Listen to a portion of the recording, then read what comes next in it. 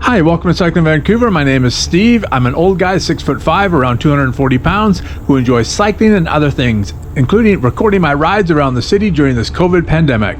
So if you're interested in seeing what Vancouver looked like during the pandemic from the back of a road bike, sit back and relax. You do not need a vaccine for this. This is Ride 46.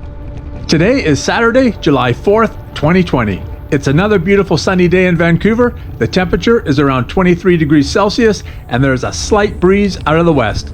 It was a perfect evening to go cycling when I set out around 6:30 p.m.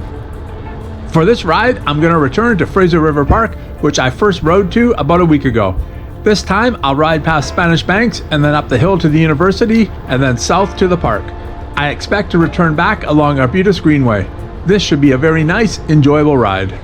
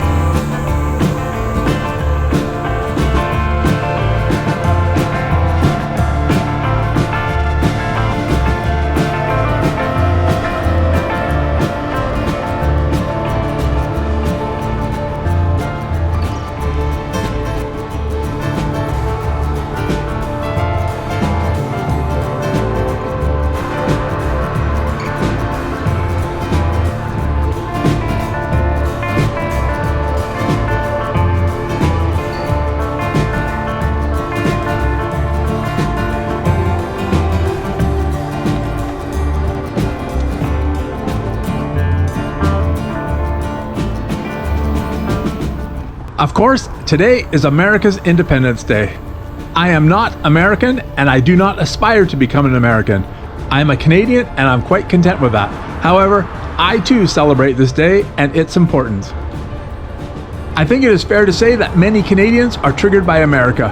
They often frame their position in opposition to American power and its use around the globe, to American gun culture, ignoring of course that Canada is second in per capita gun ownership, and on many other moral grounds.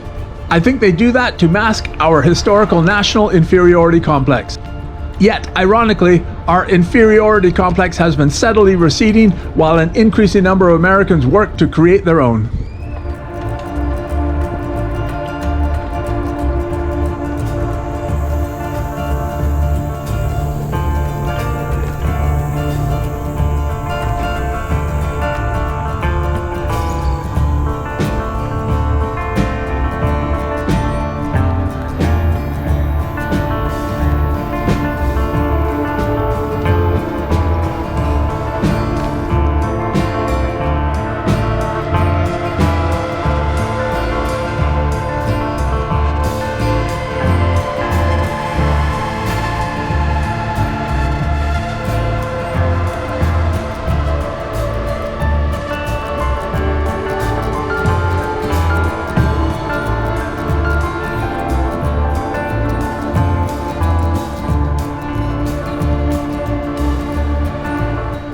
The American Revolution gave birth to both an independent USA and to what would become the country of Canada. Both countries descended from the same underlying British culture, a culture that permitted slavery and social dominion over others, and yet also created localized common law and set the stage for the greatest transformation from poverty to prosperity ever before seen, and benefiting multitudes beyond the North American borders. The American Revolution gave birth to the idea that freedom and liberty are founded on the idea of being human, and that it was not due to the beneficence of some leader or government. That was a radical idea at the time. As Jefferson so eloquently proclaimed, we hold these truths to be self-evident, that all men are created equal, that they are endowed by their Creator with certain unalienable rights, that among these are life, liberty, and the pursuit of happiness. I doubt there has ever been a truer, more beautiful statement composed in the history of our world, and every time I hear those words, my eyes moisten.